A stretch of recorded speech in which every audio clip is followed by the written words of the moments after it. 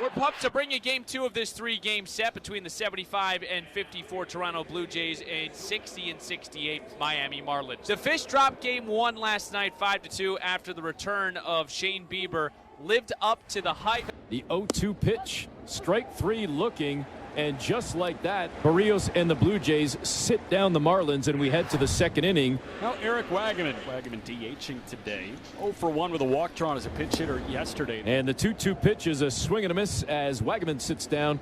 The second strikeout of the day for Berrios, 2 away. Really good pitch there by Berrios. That changeup is the pitch that he goes back to after back-to-back slurve. Right at the last minute, turns back in towards the barrel. A ground ball to first, and Troy Johnston is retired.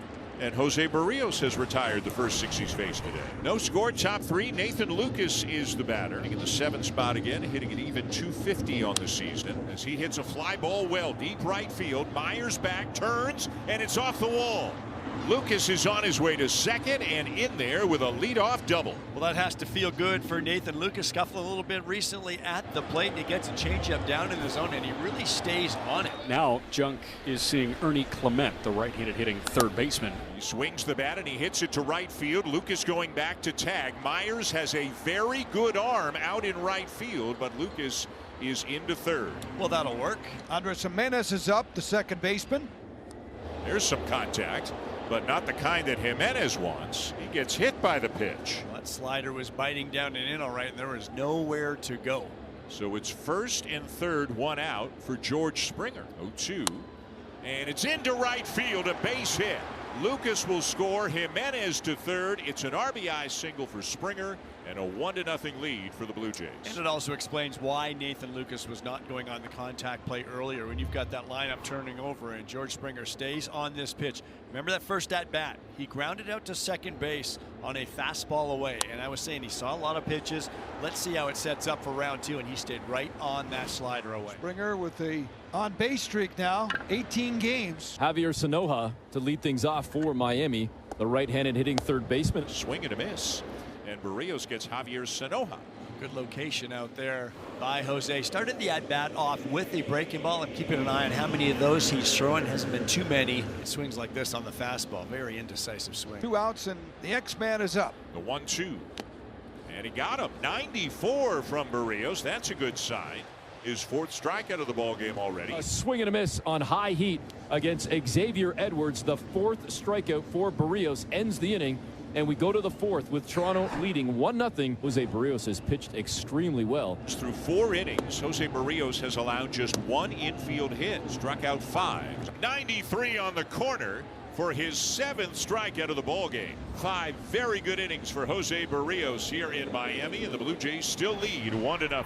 Now there is something you don't see often, a walk from Jansen Junk, his first of the game and only his 10th of the year in 86 2/3 innings. Here's Bichette, 1 for 2, had a base hit his last time up. Grounds it up the middle. That's another base hit. Barger, an aggressive turn, but then puts the brakes on him back to the bag. First and second with 1 out. 2 hits today. It's his 46th multi-hit game of the season. That leads the major leagues. Now Kirk 0 for 2 on a couple of fly balls to center. And that's a fair ball down the right field line. Barger's going to come in to score. Bichette's going to be held. It's an RBI double for Kirk. And it's 2-0. 3-2 again. And he takes it inside for ball 4, and that'll bring in a run. A good plate appearance there by Straw. It is 3-0. Now it's Springer looking to do some damage. This ball is hit to deep center by Springer, and it's gone. Boy, it looked for a moment like Marcy thought he might have a play on that, but that one got out of here in a heartbeat. It's number 22 for Springer, and it's 4-0. Welcome back as we go to the 10th inning, extra innings. Ronnie Enriquez is in. Oh, what a year he's had. 57th game for Ronnie. He's got 6 victories. Ball 4, and off the glove of the catcher to the backstop as Ramirez couldn't squeeze it. And a big 90 feet there for the Blue Jays. This is a problem for the Marlins and their young catcher. We saw a little misplay on front of the plate earlier. That glove is so far down to the ground that you've got to come all the way back up, and he doesn't catch it cleanly. So here is Ty France. He's 0 for 3. This is a fly ball to right field.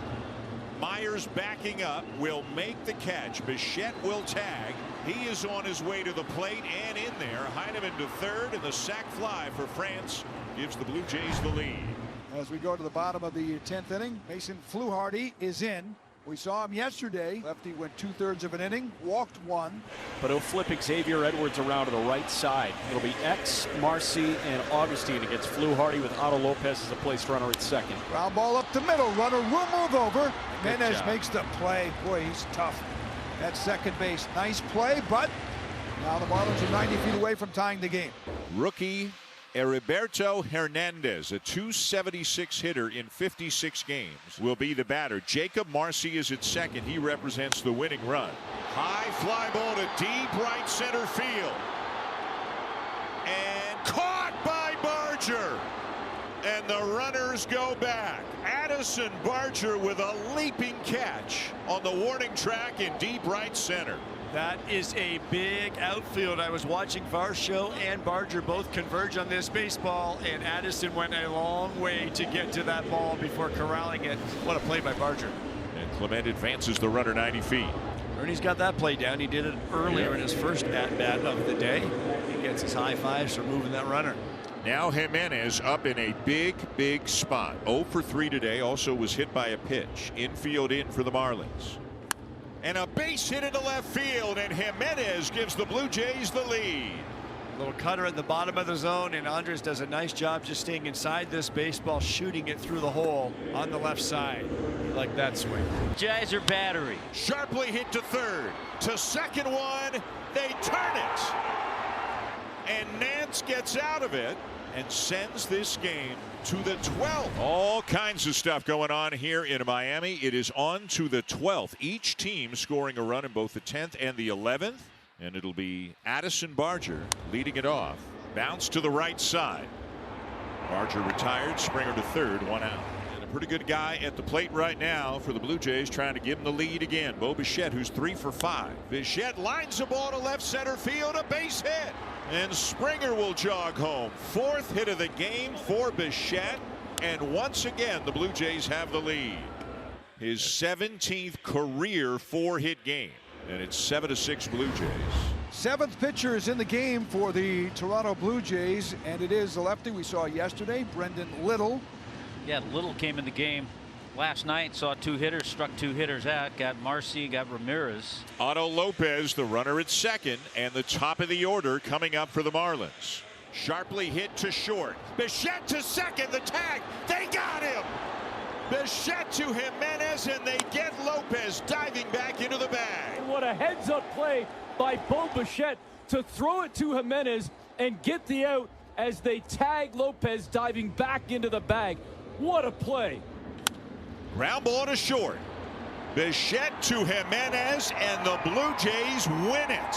In one of the crazier games of the season, it wound up taking 12 innings and takes a real toll on the bullpen. But what a game for Bo Bichette on both sides of the ball, and somehow, Joe, they hang on and find a way to win this ball game.